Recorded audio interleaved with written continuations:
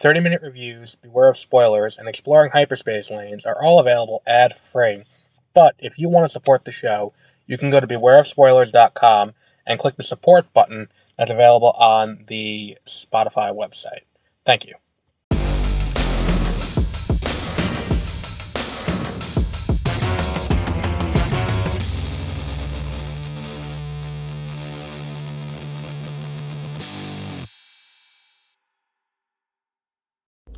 Good evening, and welcome to Beware of Spoilers. I am Adam, for our first of 2 consecutive weeks where we have Wednesday advanced screenings of movies. Because next week we'll be doing Kingdom of the Planet of the Apes, which means I have a lot of monkey movies to catch up on. Well, 3, because I'm not going to go through all the Planet of the Apes movies before seeing this one. But, how are we doing tonight? It's a good night. It's nice out. You know, I just saw The Fall Guy, which is what brings us all here on this fine evening. And look, I went into this movie with 0 expectations and had some reasonably solid enjoyment out of it. The movie's not perfect, and I don't think it's rare we get a movie that I would say, oh, that is a perfect movie, even though we got one earlier this year with Dune. Still, it's a rarity, and the idea that, I think a lot of the things that they do here work, and I think that's kind of what makes this movie, function well as it does. I think it is a little too long. I think they definitely could have gotten away with it being a little bit shorter, maybe 10 minutes shorter. There were definitely moments where I'm like, I don't need this, And as I'm watching it, I go back and forth, because it's there are definitely moments that feel like this is a script that was written for Ryan Reynolds, and then he couldn't do it, so they had to, we got Ryan Gosling, so we'll just, we'll try from there. And, yeah, I guess a lot of that, worked for the most part, but there's definitely things there you're like, this is a line that was designed to be read by Ryan Reynolds. It is an adaptation loosely, kind of like how 21 Jump Street is kind of loosely adapted from a TV show. This is loosely adapted from a TV show called The Fall Guy, about he's a stuntman who is a bounty hunter at night. He helps people out of jams, you know how it is, A-Team, that kind of thing. Same kind of era, so, that's kind of what this is. Just that way you know what you're getting into it.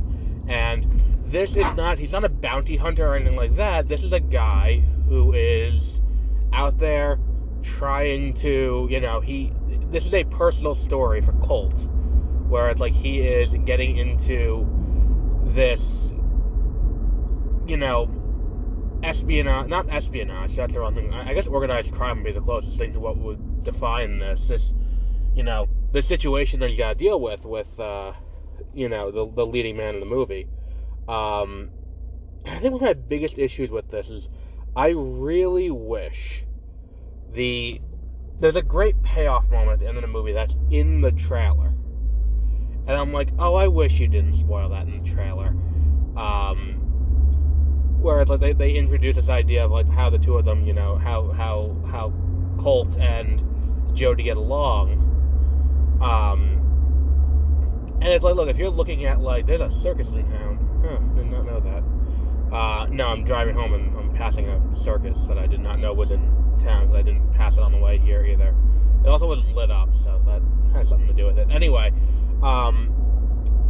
I think the action works very well. I feel like I'm jumping around a lot. I'm very tired. It's been a long day, week, month, life. But it's enjoyable enough. I did think that, I mean, Ryan Gosling is just charming always, just perpetually in life, and, he and Emily Blunt have great chemistry, and that does a lot to help the movie out. Winston Duke is fantastic in his role. He really is a great, side actor, and that's not a knock on him or saying that he couldn't be a leading man, but he's just, when I think of him, I think of, after this, besides this, I think of Black Panther, where he's M'Baku. Beyond that, that's really all I remember him from. But he is fantastic in this movie. He's got a lot of really great comedic timing, and he's got a lot of great small moments. the credits are great, and I think that one of the things the credits really do, and I miss movies doing this, is showing you how they did what they did and seeing, like, yeah, there's a lot added in post in this movie, but showing you just how much of this movie was made practically did a lot for me, being like, oh shit, this is a really, this really is a love letter to the role that stuntmen play in movies.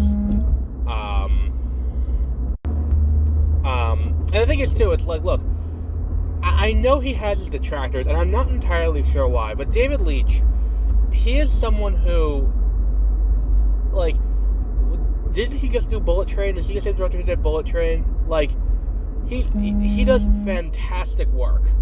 Like, and it's just like, look, it's not, he's not as good as Chad Stahelski.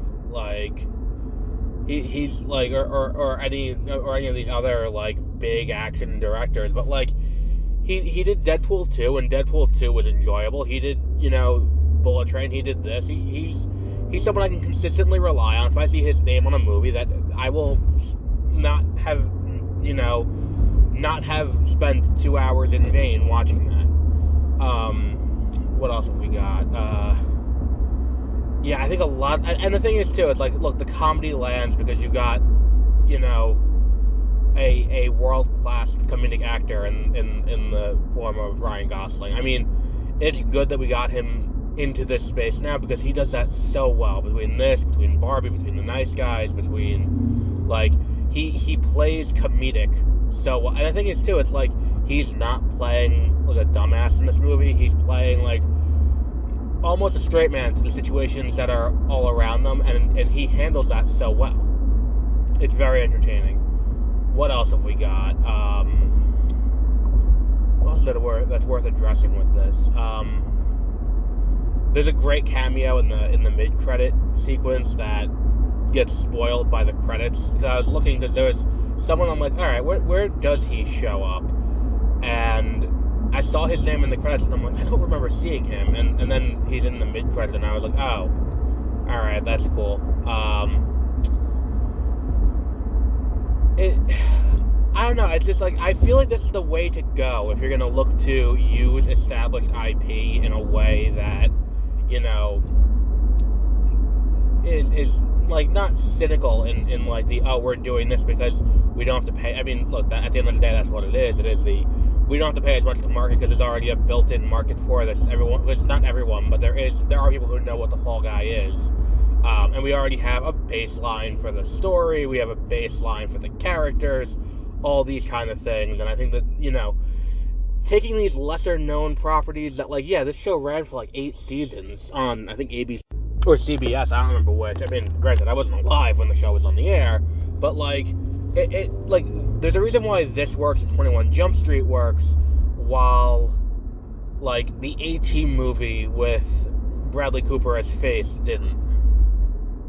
Like, there's a reason why sometimes it doesn't work, and I think this movie kind of highlights, like, because it's not about, doing a one-to-one adaptation, and I think we're seeing this a lot with video game adaptations now, too. It's not about doing a one-to-one, where we're taking a story exactly as you've seen it before, and just, translating it, to a new medium. It's about taking something that is... Did I say the fucking... I forgot it again, didn't I? Fuck me. It's about taking something that people, care about, but not that deeply, and just kind of fundamentally using the key conceits to build a story that's already been built, but in a different way. It's taking the same puzzle piece. It's a deconstruction and then reconstruction, but, of things of a dish we already have, for lack of a better expression. And I think that, this does a great job of it. And yeah, there are some uneven points. Like, there are some moments that don't quite land. There's some, like, comedic bits that go, like, there are some moments that go on too long, which, again, I said before, could have been probably about 10 minutes shorter. I don't know. That said, I think this is a solid 5. Like, if you need a movie, like, this is the thing where it's like I said on 30-minute reviews, like, look, we have a reasonably weak summer movie season this year, because of the strikes, because of the, we had the SAG strike and the WGA strike. Not that they were wrong to strike, but because there were those two strikes, there was a sizable amount of time where nothing was in production. So we ended up with this year's slate being completely blown up. So the question is, like, what do we put out and all of that? And we're getting a lot of reissues of existing movies that we've seen before. But the question is, like, of the movies that are new, what's going to actually be good? I was hesitant about this one. I was concerned that, like, oh, maybe this wouldn't be good. But I think there's a realistic chance that when we get to the end of the year and we get to, even the mid-year, I think it's pretty solidly going to be in my, maybe not, because we do the mid-year at the end of June. So, look, let's not mince words. Dune and Challengers are number 1 and number 2. Guaranteed, with a bullet. Those are the number 1, number 2.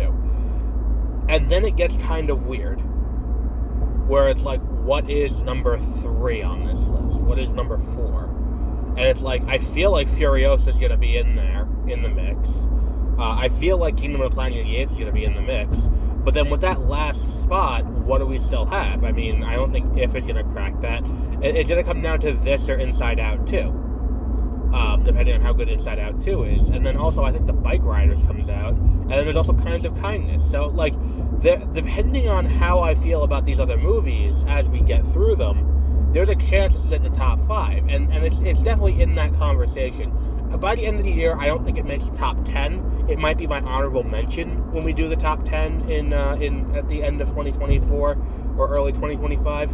But I don't think it's going to be in the top 10. But I think it's definitely a movie that's like, this was enjoyable enough to warrant watching at least once. And I would recommend anyone who is looking for a movie to watch this weekend, like, this is a movie worth going to a theater to see, to kick off the summer. It's not going to be the big, giant tentpole we're accustomed to in May that Marvel Studios has kind of operated with this weekend for, what is it now, like 6-7 years? Because I think, like, when I think about it, it's like, no longer, like a decade at this point, because, like, Avengers was the big May movie to kick off the summer, then Iron Man 3, then Winter Soldier, then, what was the one after that? Winter Soldier, then Age of Ultron. Yeah, then straight through there was always a May movie for Marvel Studios. Now there isn't one, and we got the Fall Guy there. Like, I don't think this is as good as, like, some of those. There are some of them that it definitely is better than, but I think this is definitely a worthwhile experience for anyone who, is looking for just a fun action comedy. Which, like, we haven't had one of those without someone in a cape or someone in a superhero suit in quite some time. So this is definitely worth checking out. But I think we'll wrap up there for today. As always, if you want to find out more about what we're doing, you can go to mwpnews.com. We have plenty of spaces where we can, where we talk about, what's coming out and stuff like that. You can see most of the episodes if I remember to put up an article about the podcast. You can comment and all that kind of stuff. It's kind of cool. Tomorrow we'll be talking about The Bad Batch, the series finale of The Bad Batch, tomorrow morning. And then on Friday we'll be talking about the new episode of X-Men 97. We will eventually get around to doing Fallout. I have not forgotten. It's just I haven't had time to finish it yet. And the same goes for, what was the other big show? I might do Knuckles. I'm undecided on Knuckles. But starting this month, we're now in May, we have quite a bit. We have Doctor Who. We have Tales of the Empire next week. So get the fuck ready for that. We're going to do our Sympathizer wrap-up. We're going to do a Bad Batch wrap-up. Get one more episode of the Bad Batch.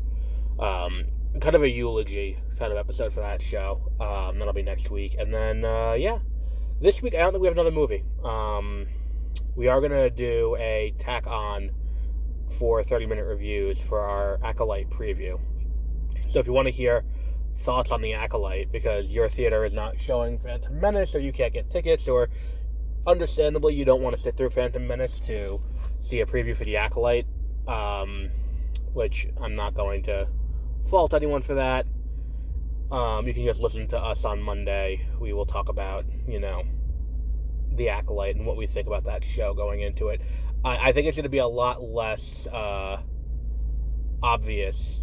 Like that is going to be like when we did the Dune preview back in February. It was very much like, look, I know that Dune, like knowing the book and knowing, with Villeneuve, like I had a feeling going into it, like Dune is going to be one of my favorite movies of the year.